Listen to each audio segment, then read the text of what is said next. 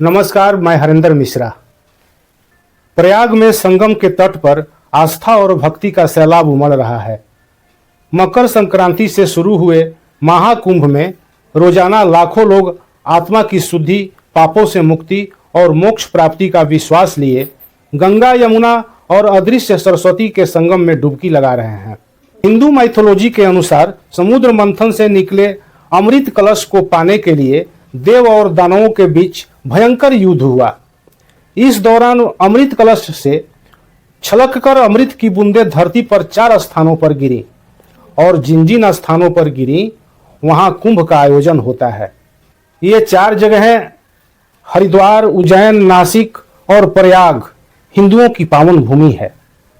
वैसे कुंभ कैसे शुरू हुआ, इसको लेकर एक मान्यता नहीं है। ऐतिहासिक दस्तावेजों को माने तो 7वीं शताब्दी में चीनी यात्री ह्वेन सांग की लेखनी में प्रयाग में लगने वाले एक धार्मिक मेले का और उस मेले के आयोजन में सम्राट हर्षवर्धन की भूमिका का जिक्र है। एक मान्यता यह भी है कि कुंभ मेले के आयोजन की शुरुआत 8वीं सदी में आदि शंकराचार्य ने की थी। आयोजन का अभिप्राय यह था कि इसमें शामिल होकर हिंदू साधु संत धर्म से जुड़े विचारों का प्रचार प्रसार कर सकें और लोगों को धर्म की राह पर जाने का रास्ता दिखा सके। कुंभ मेला केवल एक मेला नहीं, बल्कि आस्था, इतिहास और संस्कृति का संगम है, प्राचीन परंपराओं का प्रतीक है। लेकिन यह धार्मिक और आध्यात्मिक आयोजन अब राजनीतिक शक्ति प्रदर्शन का मंच बन गया है।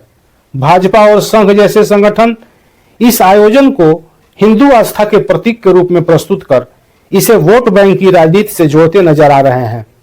मंगलम भगवान विष्णु मंगलम गरुड़ध्वजा मंगलम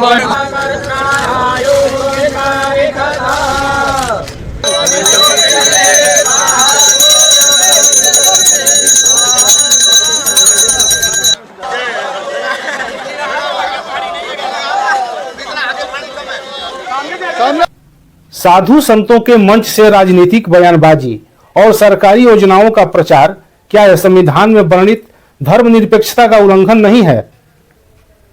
यहां हर श्रद्धालु के पुण्य में आप भी भागीदार बनेंगे। जैसे भगवान कृष्ण ने झूठे पत्थर उठाकर संदेश दिया था कि हर काम का महत्व है, वैसे ही आप भी अपने कार्यों से इस आयोजन की महानता को और बड़ा करेंगे। ये आप ही हैं जो सुबह सबसे पहले ड्यूटी पर लगते हैं और देर रात तक आपका काम चलता रहता है। 2019 में भी कुंभ आयोजन के समय यहां की स्वच्छता की बहुत प्रशंसा हुई थी। जो लोग हर 6 वर्ष पर कुंभ या महाकुंभ में स्नान के लिए आते हैं, उन्होंने पहली बार इतनी साफ सुंदर व्यवस्था देखी थी। संविधान की प्रस्तावना में धर्मनिरपेक्षता का उल्लेख किया गया है, जिसका अर्थ है कि राज्य किसी एक धर्म का समर्थन नहीं करेगा। लेकिन इस कुंभ के आयोजन में सरकार की भूमिका क्या इस मूल भावना के विपरीत नहीं है? धर्मनिरपेक्षता शब्द का एक साधारण अर्थ यह है कि न तो किसी धर्म का समर्थन और न किसी धर्म का विरोध। सरकार का प्रदर्शन जिस तरह का हो रहा है और मीडिया के माध्यम से सरकार की बातों को जो जनता के बीच में लगातार जनता के दिमाग में भरा जा रहा है, वह भरा जा रहा है कि यह वर्तमान सरकार जो है वह केवल हिंदू समुदाय की सरकार है और इसको जो कुछ करना है वो केवल हिंदू समुदाय के लिए करना है। इस बात को हर माध्यम से कि ये आपकी सरकार है, आप इसको बचाइएगा, चाहे वो चुनाव का माहौल हो या कुंभ मेले का माहौल हो, सब तरह से इसमें यही समझाने की कोशिश की जा रही है कि देखिए अगर कुंभ के चलते प्रतिष्ठा बढ़ रही है तो ये हिंदुओं की प्रतिष्ठा बढ़ रही है।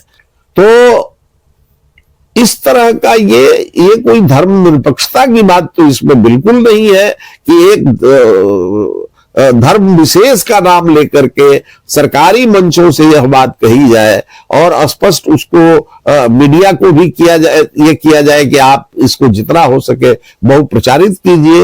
एक बहुसंख्यक समाज को केवल आगे बढ़ाने की बात और बाकी समाज को पीछे छोड़ने की बात, यह न तो किसी समाजवाद की परिभाषा में है, न किसी प्रजातंत्र की परिभाषा में है, कहीं भी यह बात नहीं है। लेकिन सरकार का जो चरित्र है वह इसी तरह का है, इसी रूप में दिखाई पड़ रहा है, इस बात से कोई इनकार नहीं कर सकता है।